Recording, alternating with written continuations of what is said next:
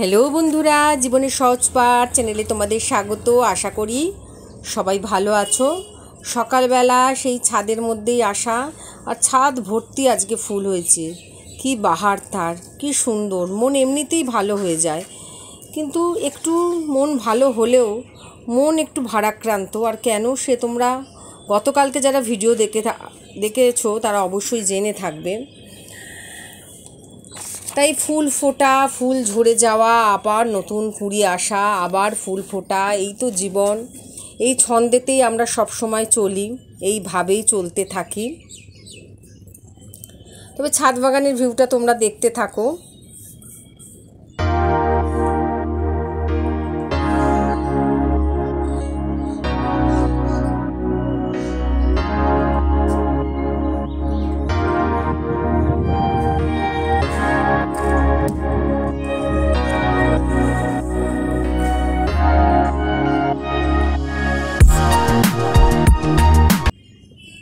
খোলামেলা জায়গায় এসে সকালবেলাটা বেশ ভালো লাগে।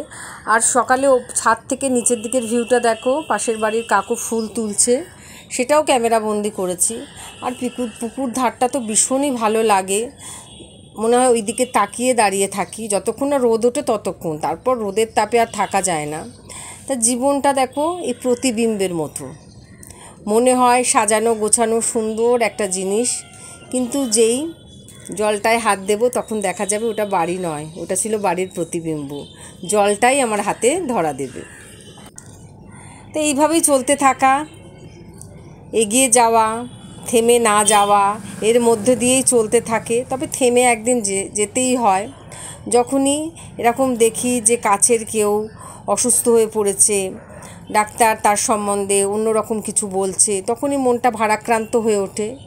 মনে হয় বেশ তো চলছিলাম, বেশ তো দৌড়াচ্ছিলাম, বেশ তো উজ্জীবিত হচ্ছিলাম, আবার কেন থমকে গেলাম এই কারণে তখন নিজের সম্বন্ধেও ভাবি, এরকম হাতছানি তো সবারই আসবে, সবারই ডাক আসবে, সবারই পরপারের ডাক আসবে, সবাইকেই যেতে হবে।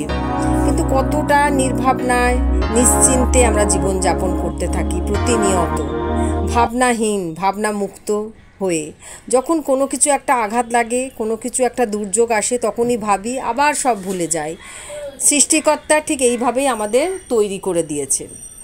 আর এই আমাদের যেখান দিয়ে ধোঁয়া উঠছে ওটা একটা বেকারি, ওখানে বিস্কিট, পাউরুটি এগুলো সব তৈরি হয়। অনেক দিন ওই চিমনি থেকে ধোঁয়া উঠতে দেখিনি, আজকে অনেক দিন পর দেখলাম, তাই তোমাদের দেখালাম। আর এদিকে দুটি চড়াই পাখি তাদের জীবন ধারণের জন্য খাদ্য খুঁজে বেড়াচ্ছে। আসলে পাখিদেরকে সকালবেলা আমাদের ছাদে একটু চাল, একটু গম এরকম দেওয়া হয়, তো তাই অনেক পাখি পায়রা আসে সব পড়ে যাচ্ছে। আর এখানে কিছু ফুল আমি তুলে নিচ্ছি। যদিও অম্বুবাচী উপলক্ষে বলে অনেকে যে ফুল তুলতে নেই, কিন্তু আমি না মনকে জিজ্ঞাসা করলাম যে ফুলগুলো কি তুলবো। মন সায় দিল, যখন মন সায় দিল তখন ফুলগুলোকে তুলেই ফেললাম। শুধু সেগুলো গাছে পড়ে শুকাবে কেন, প্রভুর চরণে তো পড়বে, দূর থেকে তো ঠাকুরকে দেয়া যাবে। আর হাত ভর্তি ফুল, আর ফুল তুলতে কার না ভালো লাগে। বেশ মনটা ভালো লাগছে, সেটা আমার মুখ দেখেই তোমরা বুঝতে পারছো। তা ফুলগুলোকে নিয়ে এবার নিচে যাব, কেন অনেক কাজ বাকি। তারপর ছাদ থেকে নেমে এসে স্নান টান আমার সব কিছুই হয়ে গেছে। দিয়ে আজকে মানে রান্না যেটুকু না করলেই নয় সেটুকুই রান্নাবান্না করব, কারণ একদম মন ভারাক্রান্ত, একটু ইচ্ছা করছে না রান্নাবান্না করতে। আর বারবার ধরে না বাপের বাড়িতে যাচ্ছি আর খবরাখবর নিচ্ছি। আর এখন অবশ্য ফোন আছে, তাও মাঝে মাঝেই যাচ্ছি, কারণ গতকালকে আমার জেঠুকে হসপিটালাইজড করা হয়েছে এবং খুবই খারাপ অবস্থা এখন। তা সেই জন্যেই মনটা ভালো নয়। কিন্তু জীবন তো আর থেমে থাকে না, হয়তো একটুখানি গতিটা হারিয়েছে জীবন। যেমন কাজগুলো করতে ভাল লাগছে না, একটু থেমে যাচ্ছি, একটু বসে যাচ্ছি, কিন্তু চলছে, একদম থেমে যায়নি। এইভাবেই চলতে চলতে আবার গতিবেগটা কোন সময় বেড়ে যাবে, এইভাবেই হয়। এই অনুভবগুলো না প্রতিনিয়ত নিজের মধ্যে নেওয়ার চেষ্টা করছি। দুঃখ আছে, যন্ত্রণা আছে, ওই গতকালকে যে কবিতাটা পড়েছিলাম, আছে দুঃখ, আছে মৃত্যু, এগুলো আছে, এগুলোকে নিয়েই আনন্দকে আমরা খুঁজে নিই, শান্তির নীড়কে আমরা খুঁজে নিই। আর দুপুরের লাঞ্চ মেনু রেডি হয়ে গেছে, উচ্ছে আলু সেদ্ধ, কারণ আজকে মঙ্গলবার, আজকে তো একদম নিরামিষ বেগুন ভাজা, পটল ভাজা, মুগের ডাল আর একটু সয়াবিন করে নিয়েছি। সবই তোমাদের দেখিয়ে দিলাম আস্তে আস্তে। তাই সাদা শাপলা রান্না করতেই কিন্তু অনেকটা সময় লেগে গেছে। একটু কথা হচ্ছে, আবার একটু যাচ্ছি, আবার একটু আসছি, এইভাবে বেশ অনেকটা সময় লেগে গেছে। একদম এনার্জি পাচ্ছি না কোনো কাজে, তার মধ্যে দিয়ে খেতেও হবে, বাঁচতেও হবে, সেই জন্যই সব কিছু করা। আর এখানে একটু আম মাখা করে নিয়েছি, আম সেদ্ধ করে, কাঁচা আম একটু নুন দিয়ে মিষ্টি দিয়ে মেখে নিয়েছি। তা পাওয়া হারানো জীবনে কিছু পাওয়া আজকে আমার হয়েছে, তার সেগুলোই দেখাচ্ছি। যে বোন দিল্লিতে থাকে, ওতে এবার ছুটিতে এসছে, তোমরা জেনেই থাকবে, কারণ আমি এর আগের ভিডিওতে দেখেছি ওর আশা, এবং চলে যাওয়ার সময়ও হয়ে এলো, রথের দিনকে ও চলে যাবে। তাও আমাদের জন্য শাড়ি এনেছে। তা শাড়িটা আমার আর আমার বোনের শাড়িটা দিয়েছে, সেই শাড়িগুলোই তোমাদেরকে দেখাচ্ছি।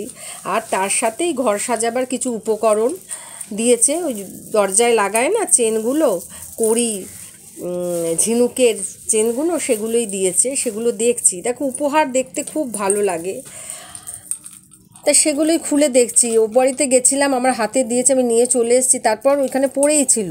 তা এখন তো তুলে রাখতে হবে, তাই তো বন্ধুদেরকে দেখিয়ে নিলাম এবং আমিও দেখে নিলাম। একটা বোনের জন্য আছে, একটা আমার জন্য আছে, আর তার সাথে আছে দুটো হ্যান্ডলুম শাড়ি। তা এইভাবেই একবার শাড়িটা